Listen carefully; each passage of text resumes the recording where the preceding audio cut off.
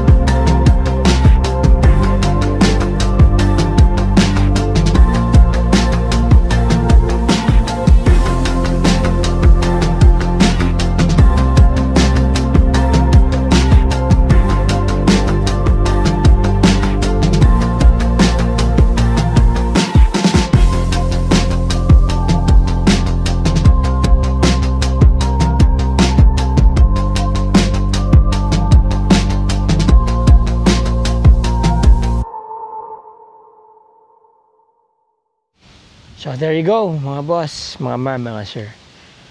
Nakita nyo letter L po yan mula dito.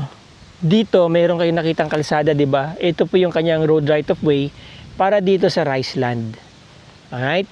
Now, Ito po yung mango farm naman. Tabi po ito ng kalsada. Meron yatang 34 mango trees dito. 7,000 plus itong itong area na to, itong mango farm. Tapos yun naman pong palayan is nasa 11,000 plus square meters. Kaya kung bibilihin nyo po silang dalawa, nasa 1.8 hectares yung dalawang properties. Alright? Okay. May chicks din, no? May chicks na naman dun, no? Lagi ako may nakikita yung chicks. Lagi ko nakikita tong chicks na to sa aking mga vlog. Oh, ito po yung road right of way, So, technically, ang property ay corner lot. Ayan. Ito po. Malapit po ito sa mga... May mga resorts na rin po dito sa area na to, no? Meron pong malapit dito na waterfalls. Lalagay ko dyan yung page nila, dyan po sa may... lalagay ko po sa screen yung page nila, no? Nung waterfalls dito. But anyway, ito po yung property. Mula dyan, sa corner na yan, going doon, hanggang doon. Yung property, papunta doon. Okay? Yan. Mahaba yung frontage nyo. Mas mataas nga lang po itong kalsada dito sa property. Pero ilang araw na po nag-uulan, nakita nyo naman, hindi naman po nagbaha, no? Pero one day, kung gusto nyo po itong patambakan pa unti-unti, mas maganda.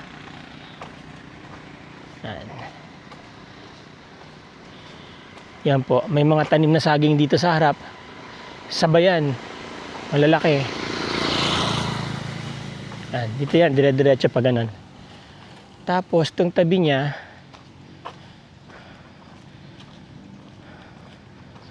parang may kulungan ng mga hayop. Yan, kulungan po ng mga kabayo. May mga nakikita akong kabayo eh. Actually, last time nung pinuntahan ko to, may nakita rin akong kabayo dito. So, yan. Yung mga mangga po dito, ano po yan, mga kinalabaw. Matured, ready to bear fruits na po yung mga yan. Pwede na kayong mag-ano dito, kung ma-acquire nyo ito ng maaga-aga, pwede kayong magsimula ng off-season induction. Then here, sa tapat, meron pong bayabas. Medyo mababa nga lang po talaga itong property, pababa siya. Although, hindi naman po siya binabaha, no? Pero syempre, mas maganda pa rin kung eventually patambakan nyo to. Kasi ito na yung level ng kalsada eh. Okay? Yan. Mahaba yung frontage niya, no? Fronting road. Kung di ako nagkakamali, siguro nasa ano to. Baka nasa around ano to 1, 5, 10, 15, 20, 25 mga 30, 35 meters po yan itong nakatutok sa tabi ng kalsada. Okay, palabas dyan is going to downtown San Felipe about 8 minutes, and then ito actually itong bypass road na to pwede po itong dire-diretso hanggang doon sa San Narciso all the way to San Marcelino if I'm not mistaken, no? Yan.